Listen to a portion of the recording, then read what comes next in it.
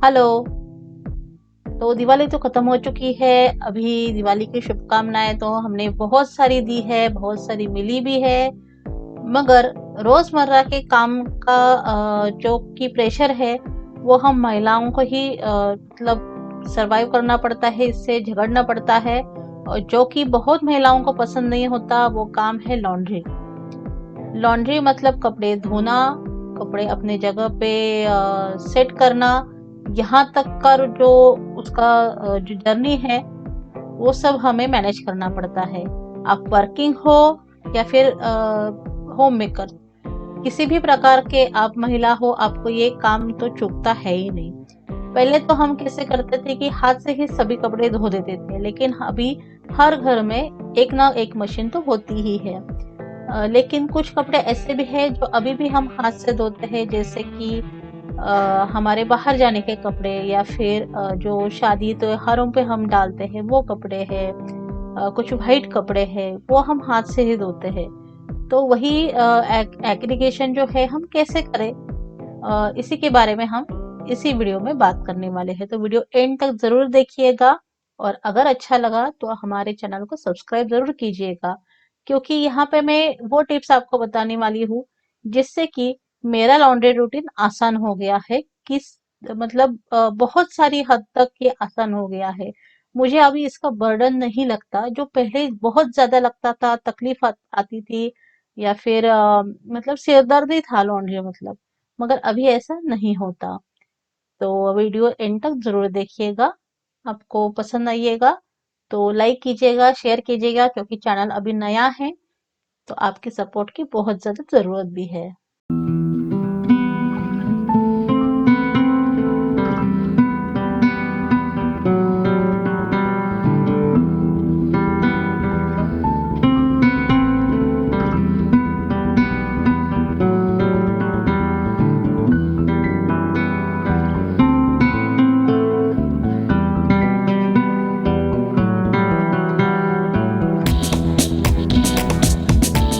तो पहले तो लॉन्ड्री रूटीन को तय करने के लिए ये जानना जरूरी है कि हमारे घर में जो लोग हैं वो कितने हैं और उनका रूटीन कैसा है।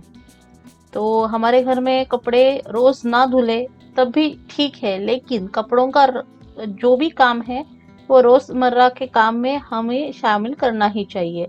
जैसे कि आज हमने कपड़े धोए नहीं हैं, लेकिन जो कपड़े धो के आ चुके हैं, सूख चुके हैं, उनको तय करना है और अपनी जगह पे रखना है।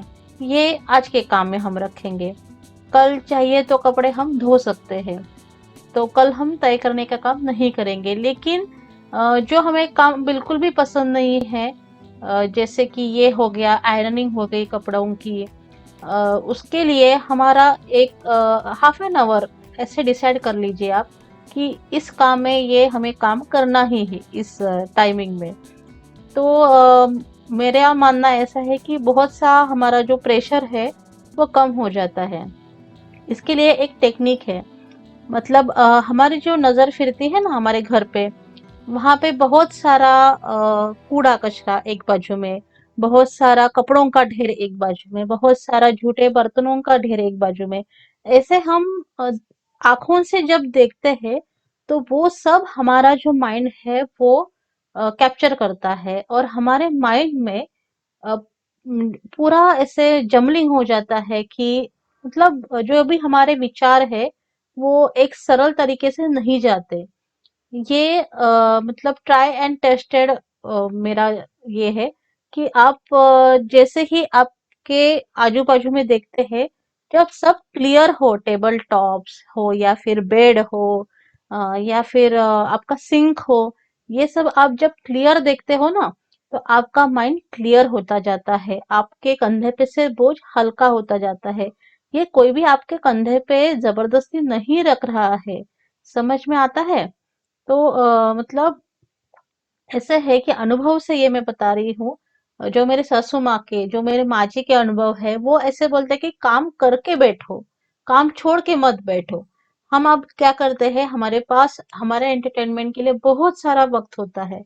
वक्त या फिर साधन आप जो भी बोल सकते हो, मोबाइल है, टीवी है, लैपटॉप है और न जाने कितने ही आपके ओटीटी प्लेटफॉर्म हैं, जिनकी वजह से आप कहीं ना कहीं एंगेज रहते हो। तो आप क्या करते हो घर में, जब कोई है तब काम करते हो, और जब कोई नहीं है आपको बोलने वाला या देखने वाला, तब आप अपनी एंटरटेनमेंट में लग जाते हो। पर ये एंटरटेनमेंट भी कैसे होती है जिससे हम कुछ भी हमें प्राप्त नहीं होता, कुछ भी मिलता नहीं। सिर्फ ऐसे रील्स या रील्स में हम बैठते रहते हैं, रील्स के पीछे रील्स हम देखते जाते हैं, और end of the half an hour या फिर घंटे के बाद हम अपने आप से सवाल पूछते हैं कि अरे, ये हमने 1 घंटा रील देखी तो इसमें से हमें क्या मिला? कुछ भी नहीं। कभी कभी एक आध रील ऐसा होता है, मैं ऐसा नहीं मानती कि सभी खाली फोकट ऐसे ही मतलब कुछ भी इसका मतलब नहीं होता, ऐसे नहीं है। कुछ कुछ वीडियो मेकर ऐसे भी है जो बहुत अच्छे अच्छे रील्स बनाते हैं, लेकिन वो हम रील्स देखने के बजाय हमारे काम पे हम फोकस करें तो हमारा काम बहुत ज्यादा मतलब सटीक तरीके से और प्लान के साथ हो सकता है। तो ये तो हो गई काम टालने की वजह की बात। अभी हमें काम तो करना है और ये हमें पसंद भी नहीं है, तो कैसे करें? तो अब मैंने जैसे बोला, आधा घंटा हमें इसी के लिए ही निकालना है कि हमें फोल्ड करना है। आधा घंटा मतलब ऐसे डेडलाइन रखनी है कि आधे घंटे में हमें ये सब जो फोल्डिंग का काम है वो खत्म ही करना है। तो हमारी जो बॉडी है वो उस कमांड को मानती है और फास्ट में काम करती जाती है। तो इस वजह से जो काम है वो भी खत्म हो जाता है, और जो पूरा जहाँ पे मेस पड़ा होता है वो भी हट जाता है, हमारा माइंड क्लियर रहता है। और अगले दिन की सुबह ये सब कपड़े घर के लोगों को लगने वाले हैं। तो उस वक्त जो मेस क्रिएट होता है, जो चिल्ला पुकार होता है, मेरा ये कहाँ गया, मेरा वो कहाँ गया, वो नहीं होता। अपनी अपनी जगह पे कपड़े हैं, वहां से ले लो, इतना बोलना काफी रहता है। और ये आदत हमें अपने में डालनी चाहिए और घर के लोगों में भी डालनी चाहिए, जिससे कि आपका हाथ का काम कम हो। चाहे छोटा बच्चा हो, चाहे बुजुर्ग बूढ़े हो, चाहे हमारे हस्बैंड हो, या फिर घर के और लोग हो। ये मतलब प्रैक्टिस होनी ही चाहिए कि अपने कपड़े अपने जगह से हमें लेने हैं, और धोने के कपड़े धोने के जो बकेट है उसमें डालने हैं। तो हमारा भी ज्यादा से ज्यादा काम उसमें टाइम नहीं मतलब जाता। और ये तो हो गई धोने की बात, सुखाने की बात, या और फोल्डिंग की बात। अभी फोल्ड होने के बाद हम वैसे ही वहां पे रखे तो उसमें से कुछ भी नहीं निकलेगा। वो फोल्ड वापस वही जंक में जाएगा और वापस वैसे ही जो सब मेस है वो पड़ा रहेगा। वो फोल्ड जो है वो अपनी अपनी जगह पे भी जाना चाहिए। हमारे घर में कबर्ड एक ही है, तीनों का मिला के कबर्ड एक ही है, जिसमें सिर्फ साड़ियाँ जो मैं रेगुलर पहनती हूँ उतनी ही है। और ये है वो मनु का मतलब कबर्ड है बीच में का, और सेक्शन है, और ऊपर का है वो मेरा है, जो वेस्टर्न वेयर और चूड़ीदार सलवार कमीज है उतना ही।